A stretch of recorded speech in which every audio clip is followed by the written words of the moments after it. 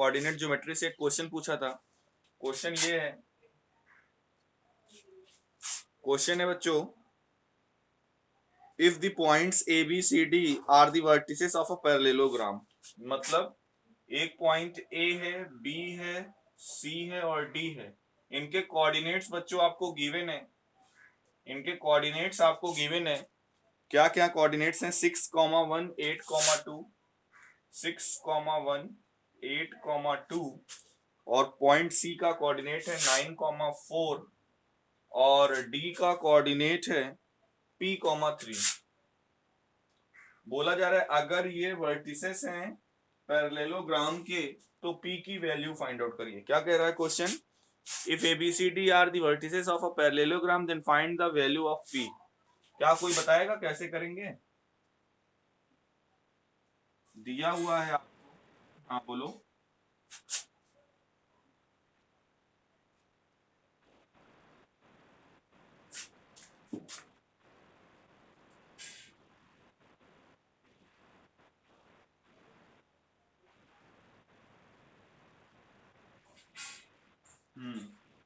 ठीक बोल रहे हो। देखो ये जैसे मान लो ये जब मान लीजिए जैसे ये पैरेललोग्राम है बच्चों, तो यहाँ पे पैरेललोग्राम की एक प्रॉपर्टी यूज होगी, वो ये है कि जो पैरेललोग्राम के डायगोनल्स हैं वो एक दूसरे को क्या करते हैं?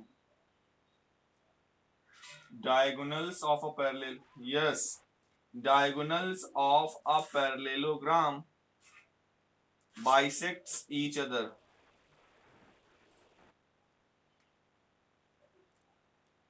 हमने क्या बोला? यहाँ पे पैरेललोग्राम की प्रॉपर्टी यूज होगी। कौन सी property? Diagonals of a parallelogram bisects each other. तो यहाँ पे पॉइंट ए का कोऑर्डिनेट है 6,1, बी का 8,2, सी का 9,4 और डी का है P,3। अब डायगोनल्स बनाइए, यानी कि ए सी और बी डी। मान लो जिस पॉइंट पर इंटरसेक्ट करे वो पॉइंट ओ है, तो यानी यहां पर बच्चों ये जो पॉइंट ओ है, ये जो पॉइंट ओ है वो ए सी का मिड पॉइंट है। इसी तरह से पॉइंट ओ जो है वो बी डी का भी मिड पॉइंट है। क्लियर है सभी को इतना? है ना? यही तो। जी हाँ, तो मिड पॉइंट फार्मूला से हम पॉइंट ओ का कोऑर्डिनेट निकालेंगे दोनों तरीके से। एक बार ओ का कोऑर्डिनेट ए सी, जब एंड पॉइंट ए और सी हो तो क्या लिखेंगे? Coordinates of O, coordinate of O, coordinate of point O. देखिए क्या होगा, x1 प्लस x2 बाई 2 यानी कि 6 plus 9 by 2 comma y1 plus y2 by 2 यानी कि 1 प्लस 4 बाई 2 इक्वल्स टू, ये O का हो जाएगा कोऑर्डिनेट। और अगर B और D एंड पॉइंट लेके मिड पॉइंट निकालो तो भी O का ही कोऑर्डिनेट तो आएगा, क्यों बच्चों? तो ये हो जाएगा 8 प्लस P डिवाइडेड बाई 2 और 3 प्लस 2 डिवाइडेड बाई 2। अब यहां से हमें करना क्या है? आपको पता है ये दोनों कोऑर्डिनेट सेम पॉइंट्स के लिए हैं, तो इसका एक्स पार्ट इसके एक्स पार्ट के इक्वल होगा, इसका वाई पार्ट इसके वाई पार्ट के इक्वल होगा। क्यों? क्योंकि दोनों सेम पोजीशन को रिप्रेजेंट कर रहे हैं, सेम पॉइंट के कोऑर्डिनेट हैं। तो हमें वाई पार्ट से यहाँ पे मतलब नहीं है, हमें एक्स पार्ट से मतलब है, क्योंकि जो पी की वैल्यू हमें चाहिए वो एक्स पार्ट में ही है। तो दिस विल इंप्लाइज दैट क्या मिलेगा? 15/2 equals to 8 plus P by 2। 2 से 2 कैंसिल हो जाएगा, 8 को आप उधर भेज दो, 15 में से 8 माइनस हो जाएगा, P की वैल्यू क्या आ जाएगी? 7। और यही हो जाएगा आपका आंसर। आया समझ में रक्षिता? ओके, तो चलिए बच्चों नया चैप्टर स्टार्ट करते हैं, ट्राइंगल चैप्टर नंबर 6। देखिए इसमें है क्या। ट्राइंगल आप लोगों ने 9th क्लास में पढ़ा हुआ है, यहाँ पे भी आपको ट्राइंगल पढ़ना है। Chapter number 6 triangle.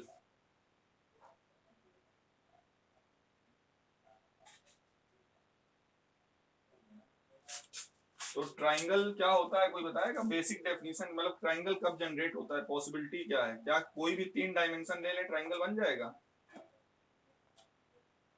बताइए।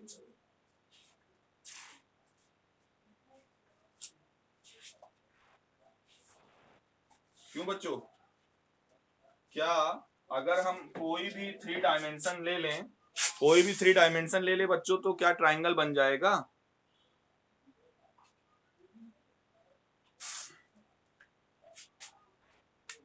जैसे मैंने बोला, एक साइड है 2 सेंटीमीटर की, दूसरी साइड है 2 सेंटीमीटर की, और तीसरी है 1 सेंटीमीटर की, तो ट्राइंगल जनरेट हो सकता है या नहीं? हो जाएगा। ओके। एक साइड है 5 सेंटीमीटर की, एक साइड है 4 सेंटीमीटर की, और एक साइड है 3 सेंटीमीटर की। 3 नहीं, 10 10 सेंटीमीटर की। तो बताइए ट्राइंगल जनरेट हो जाएगा? रीजन क्यों नहीं होगा? अच्छा, तुम कह रहे हो स्केल एंड ट्राइंगल होगा। अच्छा, किसी ने कहा नो सर। आई थिंक अतुलित आपने कहा नो सर। हाँ, तो क्यों नहीं बनेगा ट्राइंग? हाँ बिल्कुल, आंसर तो सही है, ट्राइंगल जनरेट ही नहीं होगा। तो जिन्होंने बोला है कि स्केलन बनेगा वो गलत है। हाँ, तो जिन्होंने ये बोला है कि सर नहीं बनेगा, तो रीजन बताइए क्यों नहीं बनेगा।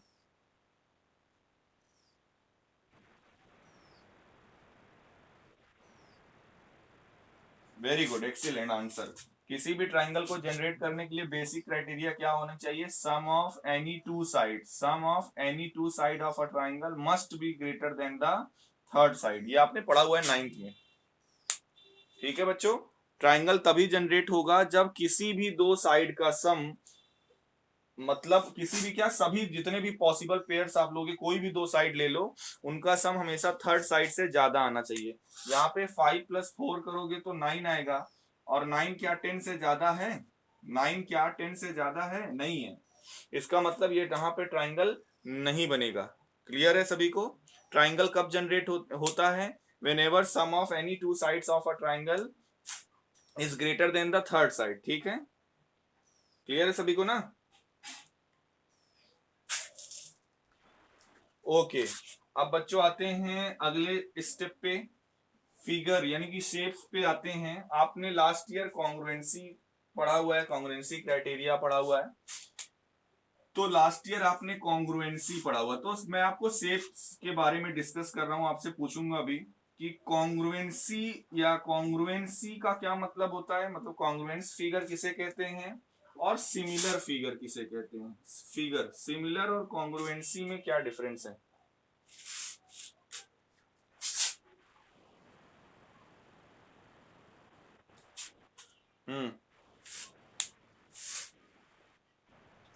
ओके, तो मेरा फर्स्ट क्वेश्चन है,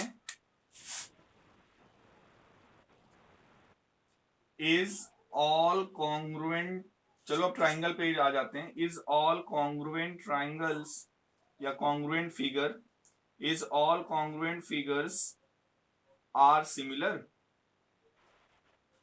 yes or no?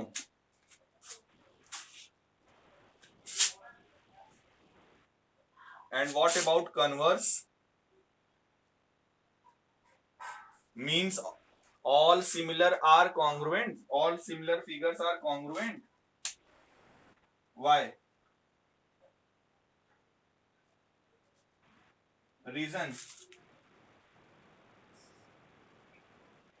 Yes, similar figure का रेशियो सेम होता है। ठीक है,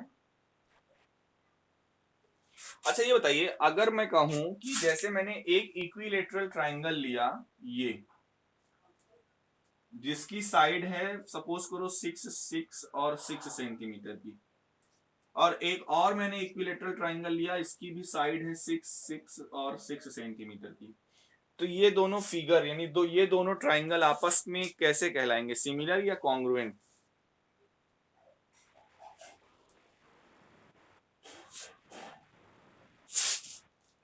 अभी भी मुझको परफेक्ट आंसर नहीं मिला। अब मैं कहूं कि कॉन्ग्रुएंट और सिमिलर दोनों कहलाएंगे तो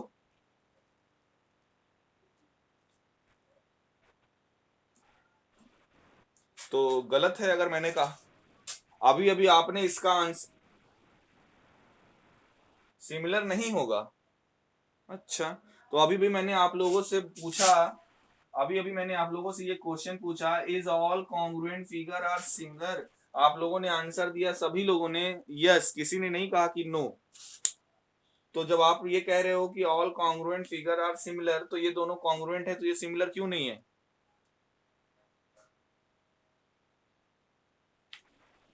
सिमिलर होंगे। जैसे अभी अतुलित ने कहा कि सर सिमिलर में करस्पॉन्डिंग साइड का रेशियो सेम होता है। मैं जरा ट्राइंगल का नाम दे दूं, यहाँ पे मान लो ये ABC है, ये मान लीजिए PQR है। अब जरा करस्पॉन्डिंग साइड का रेशियो लीजिए, जैसे यहाँ पर AB लीजिए, यहाँ पर PQ, AB अपॉन PQ कितना आएगा? AB की वैल्यू 6 है और PQ की वैल्यू 6 है, 6/6 यानी कि 1 आएगा। इसी तरह से इसका बेस लीजिए, इसका बेस लीजिए, यानी कि BC अपॉन QR, ये भी 1 आएगा, 6/6।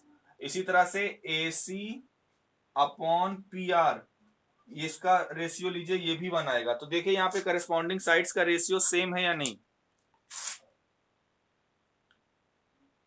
तो इसका मतलब ये हुआ कि ये फिगर आपस में सिमिलर भी हैं। तो बस मैं यही बताना चाहता हूं बच्चों कि अगर दो फिगर आपस में कॉन्ग्रुएंट हैं तो वो ऑलरेडी सिमिलर होंगे।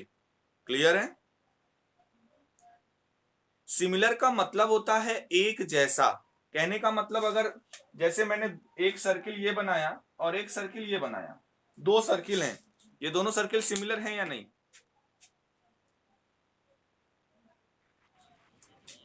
एक जैसे ही तो है। जितने भी सर्किल होते हैं वो सिमिलर होते हैं। अब वही चीज अगर इसमें ये पूछा जाए क्या ये कॉन्ग्रुएंट है, तो आंसर होगा नो। क्यों? क्योंकि दोनों की रेडियस अलग अलग है। कॉन्ग्रुएंस का है ना, कॉन्ग्रुएंस का मतलब क्या होता है कि दोनों फिगर अगर एक दूसरे के ऊपर रखे तो वो सुपर इम्पोज करे, मतलब एग्जैक्टली एक दूसरे के ऊपर क्या है, फिट आए। ओवरलैपिंग की कंडीशन होती है कॉन्ग्रुएंसी में। अगर ये दोनों ट्राइंगल कॉन्ग्रुएंट है तो इनको अगर हम साइड बाय साइड अगर ज्वाइन करें तो ये बिल्कुल ओवरलैप करेंगे, इनकी बाउंड्रीज आपस में ओवरलैप करेगी। बट यहाँ पे दो सर्किल हैं, अलग अलग रेडियस के हैं, इनको एक दूसरे के ऊपर रखोगे, या तो एक जो बड़ा होगा वो बाहर रहेगा, जो छोटा होगा, जो कम रेडियस का वो होगा, वो उसके अंदर चला जाएगा। तो इसका मतलब ये कॉन्ग्रुएंट नहीं हुआ, ये दोनों सर्किल आपस में सिमिलर हुए। ठीक है, तो समझ में आ रहा है थोड़ा बहुत सिमिलर और कॉन्ग्रुएंट्स में डिफरेंस, है ना?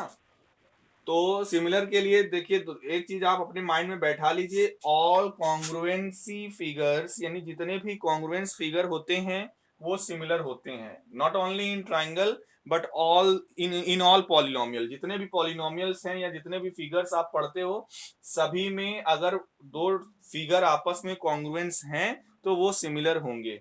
इसी तरह से यही चीज रिजल्ट में लिखा गया, is all congruent figure are similar, answer is yes. But converse need not be true. Converse हमेशा ट्रू नहीं होगा, ट्रू हो भी सकता है, नहीं भी हो सकता, इसलिए converse need not be true. कि अगर दो फिगर आपस में सिमिलर हैं तो जरूरी नहीं है कि वो कॉन्ग्रुएंट ही होगा। जैसे कि आप ये एग्जांपल देख रहे हो कि ये दोनों सर्किल आपस में सिमिलर हैं बट ये कॉन्ग्रुएंट नहीं है। क्लियर है बच्चों? ओके, आगे बढ़ते हैं। अब आते हैं बच्चों कुछ क्राइटेरियाज पे। जैसे वहां पे आपने कॉन्ग्रुएंसी के लिए क्राइटेरिया पढ़ा हुआ था, कोई बताएगा कॉन्ग्रुएंसी की क्या क्या क्राइटेरिया पढ़े थे आप लोग?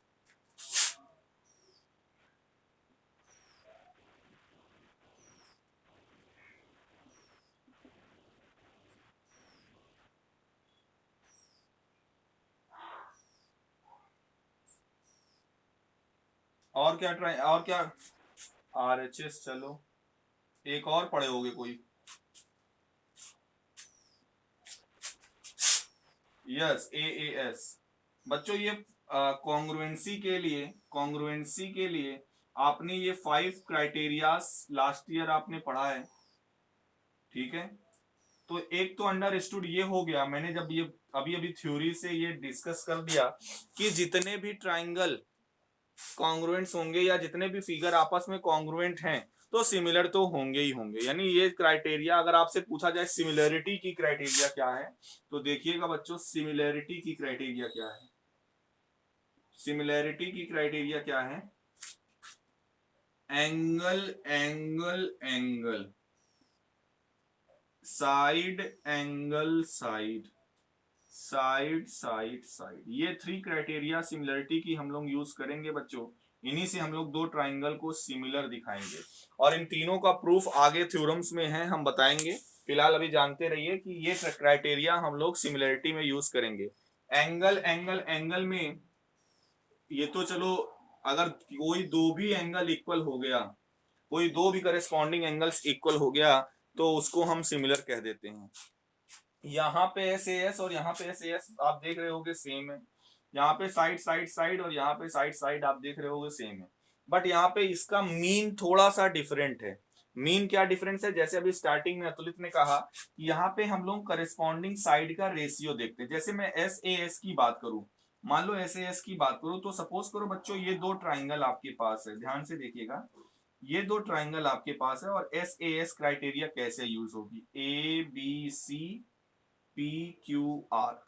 प्रूफ आगे मिलेगा, मैंने पहले ही कहा आगे थ्योरम्स में है प्रूफ तीनों का, मैं डिस्कस करूंगा। जितने भी फिगर कॉन्ग्रुएंट्स हैं वो ऑलरेडी सिमिलर होते हैं तो इसको बताने की जरूरत है नहीं, बट जो फिगर कॉन्ग्रुएंट नहीं है तो उसमें हम कैसे चेक कर पाएंगे कि ये सिमिलर है या नहीं, उसके लिए ये क्राइटेरिया है। जैसे सेकंड क्राइटेरिया पे पहले मैं डिस्कस करना चाहूंगा, साइड एंगल साइड। इसका मतलब ये है बच्चों, ये मत सोचिएगा कि ए बी पी क्यू के इक्वल हो और बी सी क्यू आर के इक्वल हो और ये वाला एंगल दोनों में, ये यानी कि यहाँ पे एंगल बी और यहाँ पे एंगल क्यू इक्वल हो, तब हम साइड एंगल साइड से कह देंगे कि हाँ ये सिमिलर हो गया। यहाँ पे ये जरूरी नहीं है, अगर इक्वल है तब तो होगा ही होगा। अगर ये इक्वल है मतलब ए बी पी क्यू के इक्वल है, बी सी क्यू आर के इक्वल है और ये एंगल दोनों में कॉमन है, तो एस ए एस से वो तो सिमिलर होगा ही होगा। क्यों? क्योंकि एस ए एस तो बच्चों आपने पढ़ा है कॉन्ग्रुएंट है और all congruent figures are similar. But यहाँ पे जो मैं आपको बताना चाहता हूं वो ये है कि करस्पॉन्डिंग साइड का रेशियो हमें चेक करना है। मतलब जैसे यहाँ पे ए बी है, यहाँ पे पी क्यू है, तो हमें क्या देखना है कि A B upon P Q, और इधर का बेस BC है, इधर का जैसे QR है, तो BC अपॉन QR, ये दोनों रेशियो सेम होने चाहिए बच्चों। क्या सेम होना चाहिए? इन दोनों का रेशियो। और साथ ही साथ इन दोनों के बीच, इन दोनों साइड्स के बीच में जो एंगल है, एंगल B और एंगल Q, ये इक्वल होना चाहिए। तब हम यहाँ पर ये क्राइटेरिया यूज कर लेंगे, साइड एंगल साइड। यहाँ पे साइड एंगल साइड का मतलब यही है कि इन दोनों में करस्पॉन्डिंग साइड का रेशियो इक्वल है। सपोज करो इसकी साइड 2 है, इसकी साइड 4 है, इसकी साइड 4 है और इसकी साइड 8 है, तो जरा रेशियो देखिए, 2/4 करोगे तो 1/2 आएगा, यहाँ पे 4/8 करोगे तो भी 1/2 आएगा। तो देखो, अब अगर आप ऐसे देखोगे कि क्या ए बी और पी क्यू इक्वल है, तो ऐसे तो आपको इक्वल नहीं दिखाएगा, ये 2 सेंटीमीटर है, ये 4 सेंटीमीटर है मान लो। बट अगर रेशियो लोगे तो ए बी और पी क्यू का रेशियो, साथ ही साथ बी सी और क्यू आर का रेशियो, दोनों रेशियो इक्वल है या नहीं? तो यहाँ पे एस ए एस का ऐसे यूज होगा क्या, एस, देखो बीच में ए है, इसलिए जिन दो करस्पॉन्डिंग साइड का रेशियो ले रहे हो, एंगल उन्हीं दो करस्पॉन्डिंग साइड के बीच वाला होना चाहिए। अगर आप इन दोनों को नहीं लेना चाहते हो, आप अगर इन दोनों को लेना चाहते हो, किस कौन कौन सी साइड, ए बी और ए सी लेना चाहते हो, तो यहां पर भी आप कौन कौन सी साइड लोगे करस्पॉन्डिंग, ए बी के लिए मान लो पी क्यू लिए और ए सी के लिए पी आर लोगे, और इस समय कौन सा एंगल देखेंगे इक्वल होना चाहिए? यस, एंगल ए और एंगल पी। तो बच्चों दोनों में डिफरेंस समझ में आया ना, एस ए एस जो कॉन्ग्रुएंसी में लिखा है और एस ए एस जो सिमिलैरिटी में लिखा है। मैंने क्या कहा कि अगर इक्वल है, अगर इक्वल है तब तो कोई दिक्कत ही नहीं है, तब तो वो कॉन्ग्रुएंट हो गया, और कॉन्ग्रुएंट हो गया तो वो सिमिलर ऑलरेडी है ही। बट अगर इक्वल नहीं है corresponding sides, corresponding sides equal नहीं है और हमको सिमिलैरिटी चेक करना है बच्चों, तो आप डायरेक्टली ये नहीं बोल देंगे कि क्योंकि ये 2 है, ये 4 है, ये इक्वल है ही नहीं तो सिमिलर नहीं होगा। नहीं, आपको रेशियो चेक करना है, करस्पॉन्डिंग साइड्स का रेशियो चेक करना है। ठीक है बच्चों? इसी तरह से अगर साइड साइड साइड की बात है, अगर साइड साइड साइड की बात है, तो ये नेसेसरी नहीं है कि तीनों करस्पॉन्डिंग साइड्स इक्वल हो। कहने का मतलब जैसे सपोज करो ये 2 है, ये 4 है, ये 2 है, ये 3 है, ये 5 है, सपोज करो कुछ भी है, इधर ये 2 है, ये 5 है, ये 3 है, अब कहोगे कि हाँ करेस्पॉन्डिंग साइड इज इक्वल है, A B equals to P Q, A C equals to P R और B C equals to Q R, S S S बोल ही सकते हो कि हाँ ये दोनों ट्राइंगल क्या हैं, कॉन्ग्रुएंट हैं। और फिर वही चीज अगर कॉन्ग्रुएंट है बच्चों तो सिमिलर तो है ही, अभी अभी हम लोगों ने डिस्कस किया इस बारे में। तो जो क्राइटेरिया इसकी है उसमें तो सिमिलरिटी हमें चेक करना ही नहीं है, वो अगर कॉन्ग्रुएंट है फिगर तो सिमिलर तो है ही, हमें वहां पर देखने की जरूरत है जहां पे कॉन्ग्रुएंट ना हो। इसका मतलब ये है बच्चों, अगर ये 253 लिखा हुआ है, हाँ देखिएगा ध्यान से, अगर ये 253 लिखा हुआ है और मैंने इसको लिख दिया 4 10 6, अब बताइए ये दोनों फिगर सिमिलर हैं या नहीं हैं? क्यों है? क्योंकि अगर आप करेस्पॉन्डिंग साइड का रेशियो लोगे A B upon P Q it is 1/2, similarly A C upon P R is also 1/2 and the third ratio B C by Q R is also 1/2, then the by using the criteria S S S, by using the criteria SSS, both the triangles are similar to each other. It means triangle ABC is similar to triangle PQR. Similar का ये notation होता है, जैसे congruency में आपने ये notation पढ़ा था, तो ये दो नीचे के जो दो इक्वल साइन आप लगाते थे वो हटा दोगे, ये हो जाता है सिमिलर का साइन। यहां तक बच्चों किसी कोई डाउट कहीं पे कुछ पूछना है तो पूछ सकते हो, फिर हम आगे थोड़ा सा बढ़ें।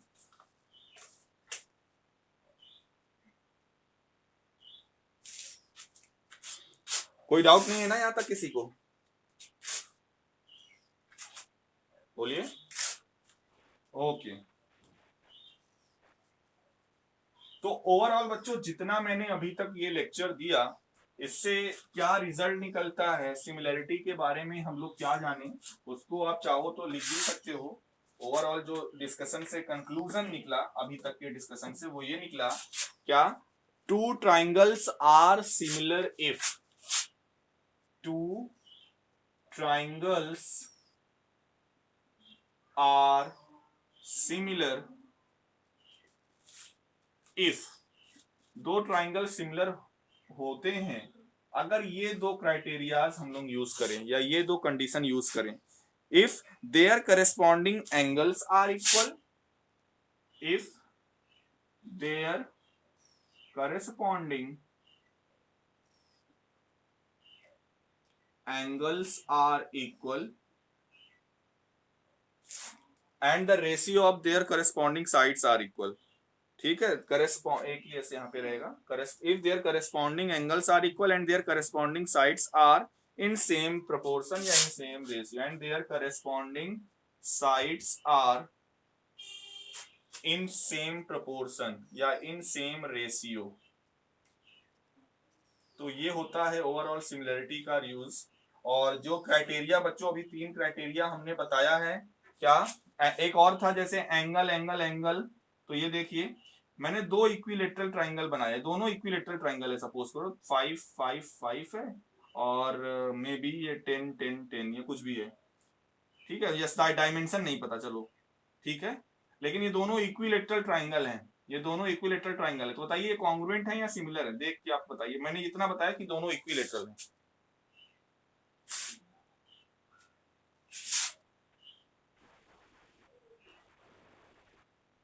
अच्छा, दो इक्विलेटरल ट्राइंगल कौन, क्यों बच्चों, दो इक्विलेटरल ट्राइंगल अगर हमने बना दिया, जैसे एक इक्विलेटरल ट्राइंगल ये बनाया और एक इक्विलेटरल ट्राइंगल ये बनाया, तो आप इन दोनों को कॉन्ग्रुएंट कह सकते हो,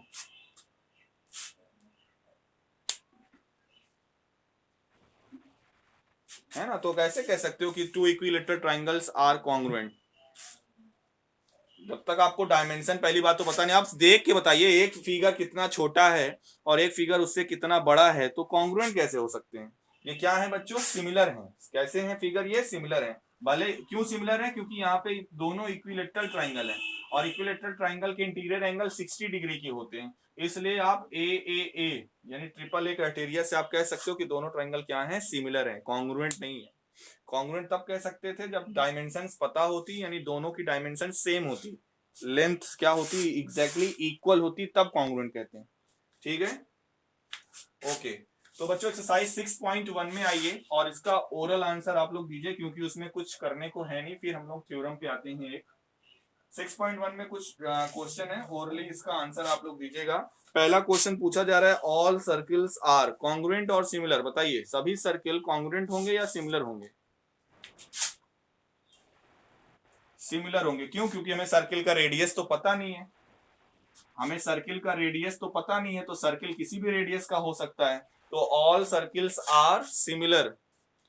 ओके, अगर ये बोल दिया जाता all circles having the same radius then they are congruent, और कॉन्ग्रुएंट है तो सिमिलर तो है ही है। खैर, ऑल स्क्वायर्स, अगर सभी स्क्वायर की बात करूं तो ऑल स्क्वायर्स क्या होंगे, सिमिलर या कॉन्ग्रुएंट? सिमिलर, क्योंकि इसकी भी डायमेंशन तो हमें पता नहीं है, डायमेंशन तो हमें पता नहीं है, तो बिल्कुल ये सिमिलर होंगे। अच्छा, all isosceles triangles are similar या all equilateral triangle are similar? बताइए, सारे इक्विलेटरल, यस, अभी अभी हम लोगों ने इक्विलेटरल ट्राइंगल का देखा भी था। ठीक है, आगे बोला जा रहा है two polygons of the same number of sides are similar, यानी कोई भी दो पॉलीगन्स, जैसे यहाँ पे हमने ट्राइंगल कंसीडर किया था, कोई भी दो पॉलीगन्स हो of the same number of sides are similar if their corresponding angles are what, equal, and their corresponding sides are in same proportional, and their corresponding sides are in same proportional। इसी तरह से बच्चों आगे दो questions हैं, give two different example of pair of similar figure non similar figure. तो कोई भी आप एग्जांपल दे दीजिएगा सिमिलर फिगर और नॉन सिमिलर फिगर के। और तीसरा question, state whether the following quadrilateral are similar और नॉट। तो बताइए यहाँ पे जो फॉलोइंग फिगर दिया हुआ है, आप लोग अगर बुक लिए हो पास में तो देख कर बताइए ये सिमिलर है या नहीं। 6.1 का लास्ट क्वेश्चन। नहीं है, बिल्कुल नहीं है। एक एंगल भी सेम नहीं है, डायमेंशन भी सेम नहीं है। हाँ, रेशियो भले आप कह सकते हो सेम है, लेकिन यहाँ पर 90 डिग्री यानी एक स्क्वायर बन रहा है तो एक पैरेललोग्राम है, तो ये सेम नहीं है। ठीक है, तो चलिए आते हैं थ्योरम पे बच्चों। कुछ थ्योरम्स डिलीटेड हैं, कुछ क्या, 2 या 3 थ्योरम मेरे ख्याल से डिलीटेड हैं। एक है पाइथागोरस का कन्वर्स, और एक एरिया बेस्ड थ्योरम है, वो डिलीटेड है। फिलहाल अभी स्टार्टिंग की जितनी भी थ्योरम्स है वो आपको पढ़नी है, जब एरिया का कॉन्सेप्ट आएगा तब हम डिस्कस करेंगे क्या 2 थ्योरम डिलीटेड है। तो बच्चों पहली थ्योरम है जिसको कि थ्योरम नंबर 6.1 कहा गया है एनसीईआरटी में।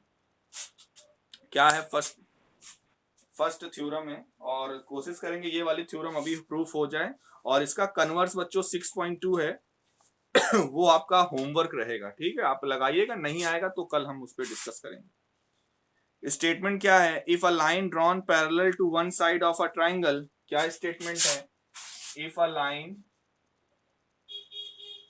Drawn parallel to one side of a triangle, parallel to one side of a triangle, if a line drawn parallel to one side of a triangle to intersect the other two side, to intersect the other two side, other two sides in distinct point,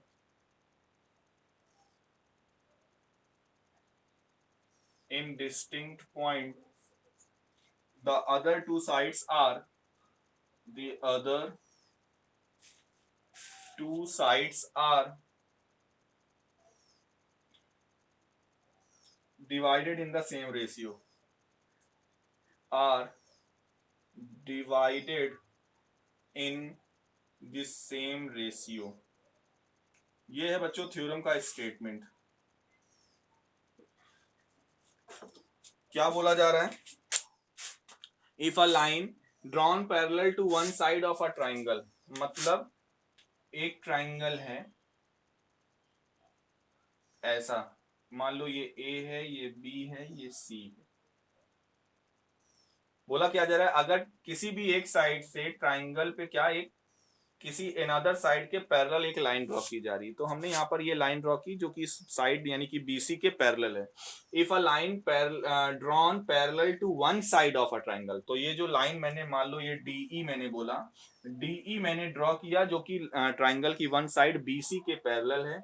तो क्या बोला जा रहा है, if a line drawn parallel to one side of a triangle to intersect other two side, जो कि A B और A C को टू डिस्टिंक्ट पॉइंट यानी डी और ई पर इंटरसेक्ट कर रही है, then The other two sides are divided in the same ratio। मतलब इसका मतलब ये है कि अगर DE बेस BC के पैरेलल है तो बच्चों होगा क्या, AD upon DB is same as AE upon EC।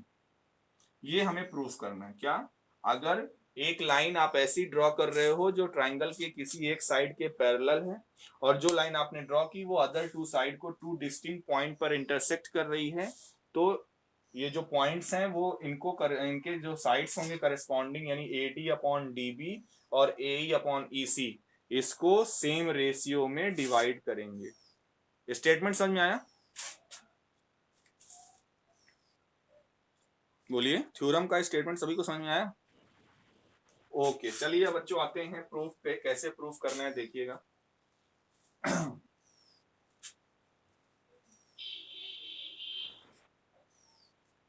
एक चीज और बच्चों, अगर क्लास ओवर हो जाती है आज की तो थोड़ी देर के लिए जब तक ये थ्योरम का प्रूफ हो नहीं जाएगा आप लोग क्लास को रिज्वाइन करेंगे, ठीक है? क्योंकि ये थ्योरम का प्रूफ हमें पूरा कराना है। अगर नहीं हो पाएगा तो आप रिज्वाइन कर लीजिएगा। ओके, तो गिवन क्या है बच्चों? हमारे पास गिवन ये है कि DE is parallel to BC। Given है कि नहीं कि जो DE है वो BC के क्या है, पैरेलल है। और ट्राइंगल ABC तो हमें पता ही है। और हमें बच्चों प्रूफ क्या करना है? टू प्रूफ, हमें प्रूफ ये करना है कि AD upon DB is equal to AE upon EC। AE upon EC। इसके लिए बच्चों करेंगे क्या, कंस्ट्रक्शन करेंगे। क्या करेंगे, कुछ कंस्ट्रक्शन करेंगे। ऐसा करते हैं ट्राइंगल को साइड में बना देते हैं ताकि स्पेस मिल जाए करने के लिए।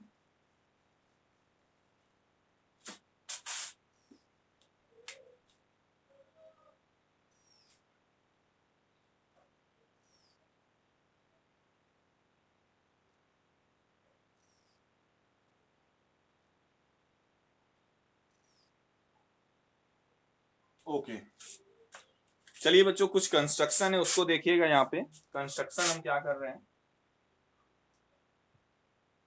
Construction join BE and DC। पहले क्या करिए, आप ज्वाइन करिए B से E को एंड C से D को। BE एंड CD, ठीक, हमने ज्वाइन किया BE और CD को। नेक्स्ट स्टेप में आपको परपेंडिकुलर ड्रॉ करना है। एक परपेंडिकुलर D से ड्रॉ करना है AE पर। क्या, ड्रॉ, इसको मान लो हमने बोल दिया DN, इसको हमने बोल दिया DN जो कि यहां पर AE पर परपेंडिकुलर है। Draw DN which is perpendicular on AE। एक और परपेंडिकुलर आप ड्रॉ करिए E से AD पर, इसको M बोल दीजिए, ये परपेंडिकुलर है। And draw EM perpendicular to AD। ये 3 कंस्ट्रक्शन है बच्चों। कोई दिक्कत किसी को? अगर आपको बुक से मैच कराना है तो आप इसको M कह दीजिए, इसको N कह दीजिए, ताकि मान लो आपको बुक से भी समझने की कोशिश करो तो एग्जैक्टली आपको वही समझ में आए, उल्टा ना समझ में आए। तो इसको हमने M कह दिया, इसको हमने N कह दिया। तो ये बच्चों कंस्ट्रक्शन किया। अब चलिए करते हैं प्रूफ पे आते हैं। गिवन ये है, प्रूफ बच्चों हमें ये करना है। ये है कंस्ट्रक्शन हमने किया, B से E को, C से D को ज्वाइन किया।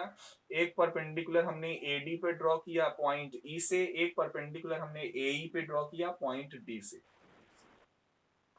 हाँ, अब आते हैं प्रूफ पे।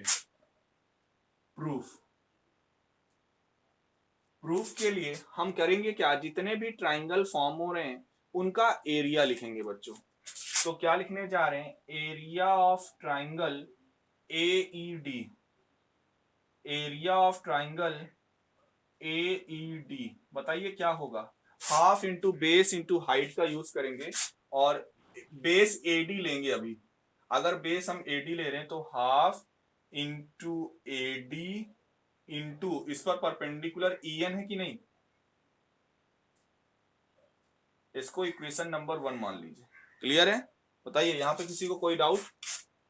हाफ इंटू बेस यानी कि कौन से ट्राइंगल में हम AED का एरिया निकाल रहे हैं, half base into height.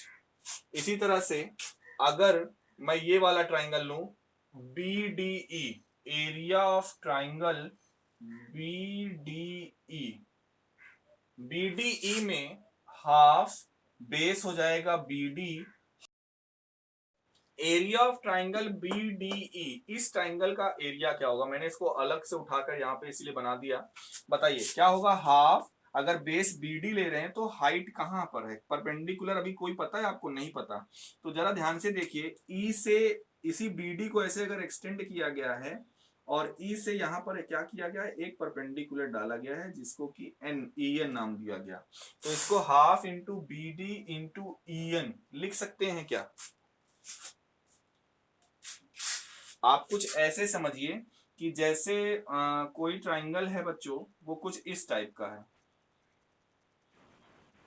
Yes, obtuse angle, हाँ बिल्कुल बिल्कुल, ऑब्ट्यूस एंगल जैसे ये है। ऐसे देखो, मैं ऐसे थोड़ा सा सेप सीधा करके बता रहा हूँ कि जैसे मान लो ये B है, ये D है, ये E है, और यहाँ पे हमें इस ट्राइंगल का एरिया लिखना है और मैंने अगर E से ये परपेंडिकुलर ड्रॉ किया हुआ है, यहाँ पे N लिखा, तो triangle area of triangle BDE half into D into EN, यही होता है या नहीं? बताइए।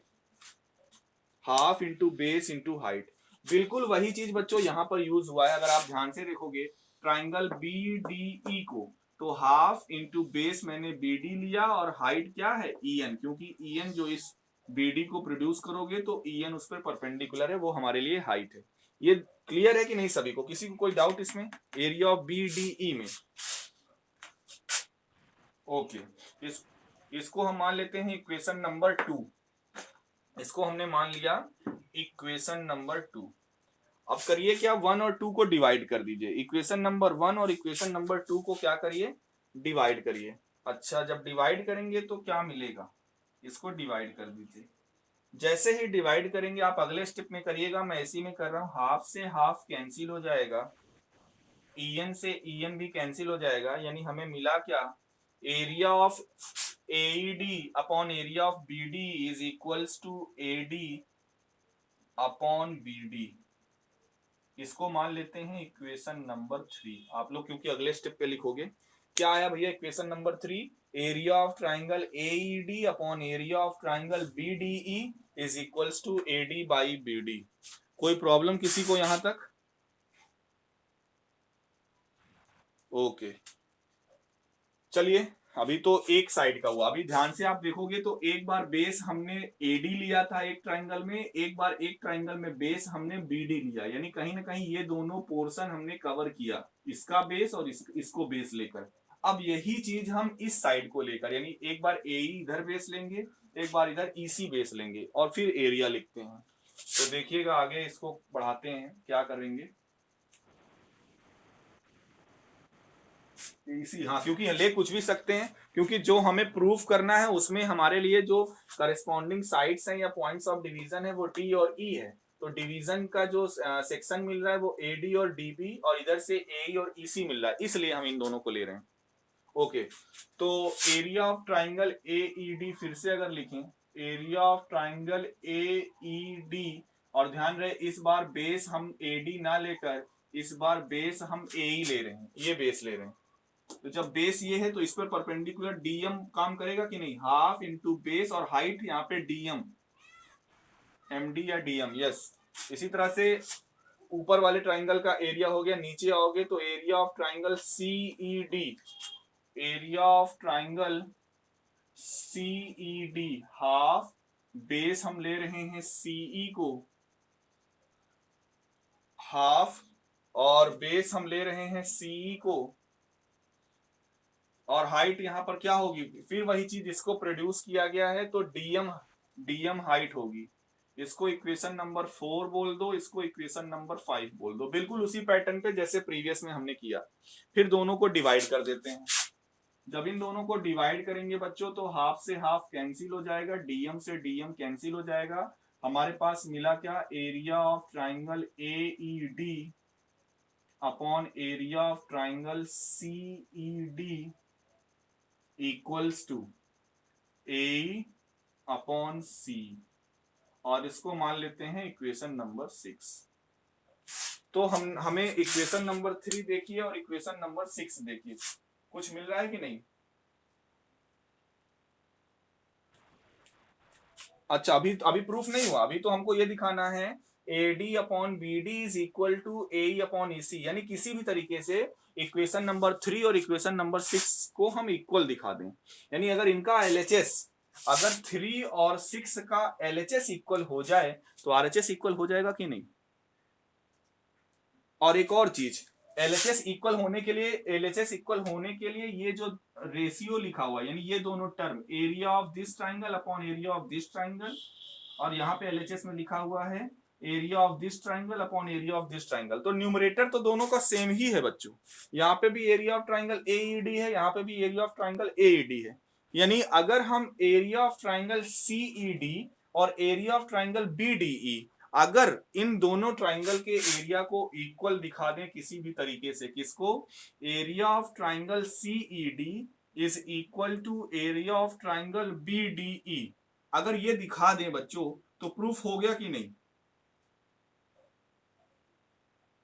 अगर इसका जो डिनोमिनेटर है यानी कि एरिया ऑफ ट्राइंगल सीईडी और इसका जो डिनोमिनेटर है एरिया ऑफ ट्राइंगल बीडी, अगर ये दोनों इक्वल हो जाएंगे तो न्यूमरेटर दोनों का सेम, डिनोमिनेटर दोनों का सेम, तो दोनों का रेशियो भी क्या होगा, सेम ही तो आएगा। इसका मतलब दोनों का एलएचएस इक्वल, और जैसे ही दोनों का एलएचएस इक्वल होगा तो दोनों का आरएचएस भी इक्वल हो जाएगा, प्रूफ हो जाएगा। समझ में आ रहा है कि नहीं। तो देखिए अब करेंगे क्या, हमको दिखाना क्या है, इसका डिनोमिनेटर यानी area of triangle CED is equal to area of triangle BDE. अब ये ट्राइंगल कौन कौन से जरा फिगर में देखिए, एरिया ऑफ ट्राइंगल सीईडी, ये है सीईडी, और area of triangle BDE.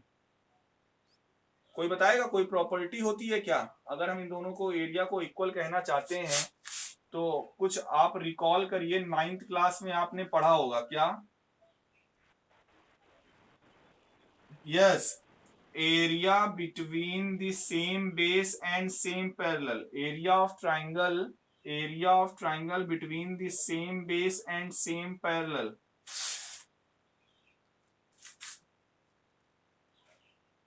Same parallel are equal. ये हम लोगों ने 9th में बच्चों रिजल्ट पढ़ा हुआ है क्या, we know that the area of triangle between the same base and same parallel. जरा ध्यान से देखिए, दोनों ही ट्राइंगल के लिए, चाहे आप सीईडी बोलो चाहे बीडीई बोलो, ईडी बेस है, ईडी दोनों में सेम है कि नहीं पहले बताइए। चाहे आप इधर वाला ट्राइंगल लीजिए चाहे आप इधर, हाँ, और डीई और बीसी पैरेलल है, इसका वर्टेक्स यहां पर है, इसका वर्टेक्स यहां पर है, दोनों सेम पैरेलल पे लाई कर रहे हैं कि नहीं, तीसरा वर्टेक्स जो है। तो area between, we know that the area between the same base and same parallel are equal, therefore we can write it as area of triangle CED is equals to area of triangle BDE। ये बच्चों हमें मिला। अब देखिए, अब ये दोनों same हो गया। जरा इक्वेशन नंबर 3 और इक्वेशन नंबर 6 को अगर आप देखिए, इक्वेशन नंबर 3 और इक्वेशन नंबर 6 को आप देखिए तो दोनों का एलएचएस में सेम है कि नहीं, दोनों का न्यूमरेटर ऑलरेडी सेम है ही, दोनों का डिनोमिनेटर भी सेम हो गया, अभी हमने दिखा दिया क्योंकि ये एरिया और ये एरिया इक्वल होता है। तो by equation 3 and 6, equation number 3 and 6 से एलएचएस दोनों का सेम हो गया, क्योंकि अगर ये इसके इक्वल है ये इसके इक्वल है, इसका मतलब पूरा एलएचएस ये और पूरा एलएचएस ये इक्वल हो गया। तो 3 और 6 से हमें ये मिलेगा कि दोनों के आरएचएस भी इक्वल होंगे, यानी कि AD by BD is equals to AE upon CE। और बच्चों यही हमें प्रूफ करना था कि अगर आप एक पैरेलल लाइन ड्रॉ कर रहे हो, एक ट्राइंगल पे एक लाइन ड्रॉ कर रहे हो जो ट्राइंगल के किसी एक साइड के पैरेलल है, तो वो जो लाइन होगी दो अदर साइड को टू डिस्टिंक्ट पॉइंट पर इंटरसेक्ट करेगी। और प्रूफ ये करना था कि वो जो इंटरसेक्टिंग पॉइंट्स हैं वो उन दो साइड्स को सेम रेशियो में डिवाइड कर रहे होंगे, यानी AD upon BD equals to AE upon CE। समझ में आया बच्चों ये थ्योरम? ओके, नहीं भी आएगा रिकॉर्डिंग जाएगी, एक बार फिर से देखिएगा और कन्वर्स आप लोग बच्चों करने की कोशिश करिएगा। जहां पर गिवन होगा कि AD अपॉन BD और B upon AE upon CE मतलब करस्पॉन्डिंग साइड का रेशियो अगर इक्वल है तो प्रूफ करो कि वो जो लाइन ड्रॉ हो रही वो पैरेलल है, तो वो कंट्राडिक्शन से प्रूफ होगा। ट्राई करिएगा, नहीं तो फिर हम कल बताएंगे। ठीक है।